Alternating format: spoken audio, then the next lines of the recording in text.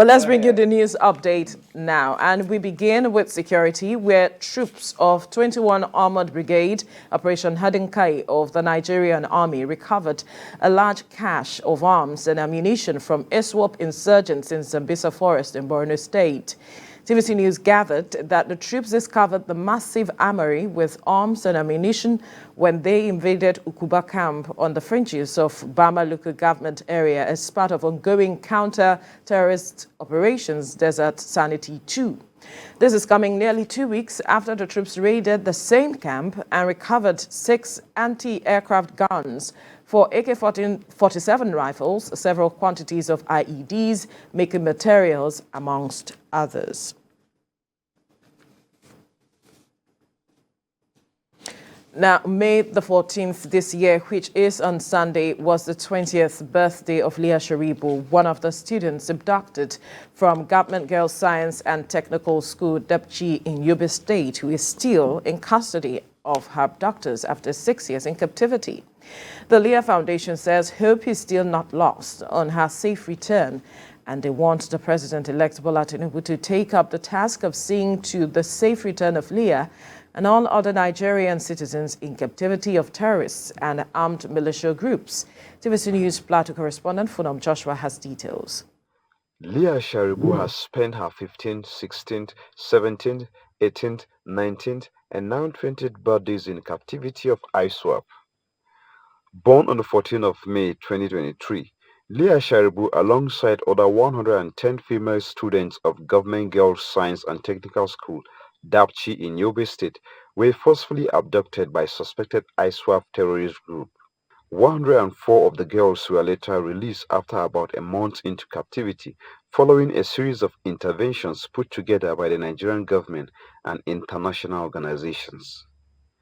But Leah was denied freedom by her captors for allegedly refusing to convert from her Christian faith to Islam. She was 14 years old at the time of the abduction, and 6 years after, at 20, she remains in captivity despite several local and international calls, as well as efforts to secure her safe return. Gloria Samdi Puldu is the founder of Leah Sharibu Foundation. She has led several campaigns and appeals both within and outside Nigeria to ensure Leah's safe return. This press conference by the foundation, it is way of celebrating Leah's 20th birthday. They are urging the incoming president to take the matter of insecurity with all seriousness, as well as the safe return of Leah and other citizens of Nigeria abducted by enemies of the state. My direct call to the incoming government is, you know, the number one issue we have as women is that our girls are being stolen from schools. They are being denied education. And that is a symbol for which Leah represents. And so when we speak about Leah Sharibu, we are talking about her name representing all women who are denied education, especially young girls, all women who are denied their religious freedom, all women and all people who are being stolen away from their families. These are the things that we want you to be the very first number one issue that you will look seriously into. The group believes Leah is still alive and will continue to pray and look forward to her release from captivity, and as well as the safe return of others. Funam Joshua, TVC News, Jos. Traditional rulers and institutions in Nigeria have been advised to support the incoming administration to foster peace and development. This and many more were the focus of politicians at an event held in Oyo State. Olaide Uyewole has details. On May 29, Nigeria will transition into another democratic dispensation after the President-elect Bola Ahmed Tinubu must have been sworn in as the number one citizen of Nigeria. Following this development, political leaders at this function believe that the traditional institutions remain the closest to the people, and as such, their support is critical in ensuring that government policies and programs are properly implemented at the grassroots. They spoke at the one-year anniversary and interfaith prayer for the late Alaafin of Oyo, Oba Lamidi Adeyemi III. Everybody in this country knows that Oba Adeyemi III wanted Ashwaju to become president. That was his last speech. Now that Ashwaju has become the president, Obadiemi enjoy Ashwaju to improve Nigeria security-wise, education-wise, economically, and infrastructurally. If Alaf is alive today, it could have been the head. It could have spearheaded the lobbying group for the support of the president-elect in Nigeria. So I want to advise candidly that our political fathers should continue to participate actively and effectively in political system. Others believe that the monarch's love for tradition and humanity during his lifetime remains unmatched and should be emulated by other traditional rulers. Kabiyesi was a custodian of Yoruba culture. Number one, his dressing, his speech, everything is an embodiment of tradition. And Kabiyesi also was a repository of wisdom. He is a man that has people and humanity at the core of everything he's doing. 1 year on, we are still all, as a family, even within the Oyo metropolis, we are still all trying to catch up on with what he's doing. First of all, he's a traditionalist, someone that loves culture and his people, so we miss him greatly. The event was graced by notable traditional rulers, politicians and religious figures, as educational projects were also named in honor of the late monarch. Olaide Oyewole, TVC News, Oyo.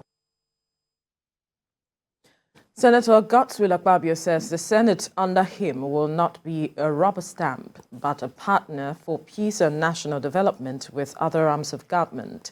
He said this during an interaction with top media executives in Lagos. The general election is over, but attention moves to the National Assembly. The composition of the 10th legislature makes the battle for the top seat in this arm of government even more fierce. Though the ruling APC has endorsed some federal lawmakers to lead both the red and green chamber, this has come with some resistance. Senators Orji Uzor Kalu, Abdulaziz Yari and Osita Isnaso are defiant with the party's position and want an open contest. We are going to say no. Although he's said to have the support of the president-elect, Senator Godswill Akpabio is not resting on his hours as he visited Lagos to consult with stakeholders. He was accompanied by key senators across political parties to give credibility to his campaign. Senator Akpabio confirms about 69 senators cutting across all political parties are already in his group, named Stability Group.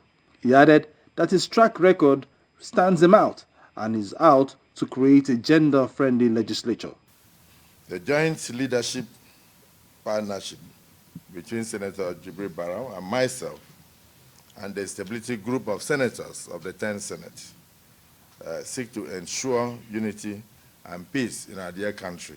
He promised to meet with everyone vying for the position in the interest of the country. We will ensure that the members of the 10th Assembly put aside their differences, whether you are from this political platform or the other. Once you enter the chambers, you think Nigeria. For Senators Jibril Barau and Ali Ndume, this cause is not for self, but national interest. Why Akpabio? Because it is the right thing to do at this time. If it is about the Senate President, all of us here are qualified, immensely qualified. Let me add that I'm even more qualified. But yet, that is not the only thing. You have to look at the interests of the country, you have to look at the interests of the institution, and then you have, before you look at their own interests. We're here under this ticket for national interest, nothing more. And from the way we've started, these parties we are seeing, they've shown uncommon commitment. From the minorities and On the issue about being a rubber stamp and the North Central question, some senators-elect say these questions will be addressed before June. We have people from different parties, but they have seen the capacity of the duo of Akpabio and Barau for Senate President and DSP, and that is why they are here. There are other areas that the North Central can be accommodated. The Stability Group says they will continue to meet with all other contestants and key players so that Nigerians don't experience what happened in the 8th Assembly.